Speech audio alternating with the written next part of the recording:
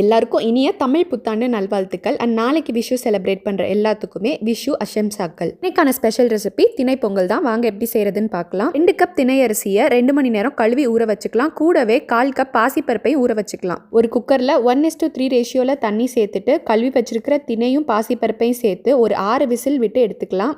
Meanwhile ஒரு பாத்திரத்தில் நமக்கு தேவையான அளவு வெல்லம் சேர்த்துட்டு கூடவே ஒரு கிளாஸ் தண்ணி சேர்த்துட்டு வெள்ளைப்பாகு கரைச்சி ரெடி பண்ணி வச்சுக்கலாம். 6 விசில் வந்ததுக்கப்புறம் ஸ்டவ் ஆஃப் பண்ணிட்டு விசில் அடங்கினதுக்கப்புறம் குக்கரை ஓப்பன் பண்ணலாம். இப்போ திணையும் பருப்பும் நல்லாவே வெந்திருக்கும். இப்போ ஒரு கரண்டியால் நல்லாவே மசிச்சு விட்டுடலாம். இப்போ நம்ம இடிச்சு வச்சிருக்கிற ஒரு 4-5 ஏலக்காவை இதில் சேர்த்துக்கலாம். நம்ம சைடில் காய்ச்சி வச்சிருக்கிற வெள்ளத்தை வடிகட்டி இது கூட சேர்த்துக்கலாம். இப்போ எல்லாத்தையுமே ஒன்று சேர்ந்து நல்லா மிக்ஸ் பண்ணி கொடுத்துடலாம். ஒரு பேனில் கீ சேர்த்துட்டு உங்களுக்கு தேவையான அளவு முந்திரி திராட்சை சேர்த்து நல்லாவே வறுத்து எடுத்துக்கலாம். ஃப்ரை பண்ணி வச்சிருக்கிற முந்திரி திராட்சையை இந்த பொங்கலோட சேர்த்து நல்லா மிக்ஸ் பண்ணி விட்டுடலாம். இவ்வளோதான் சிம்பிளான ரொம்பவே டிஃப்ரெண்ட்டான திணை பொங்கல் ரெடி. மறக்காம ட்ரை பண்ணி பாருங்க. வீடியோ பிடிச்சிருந்தா லைக் பண்ணிட்டு எங்கள் பேஜை ஃபாலோ பண்ணிக்கோங்க. Take care.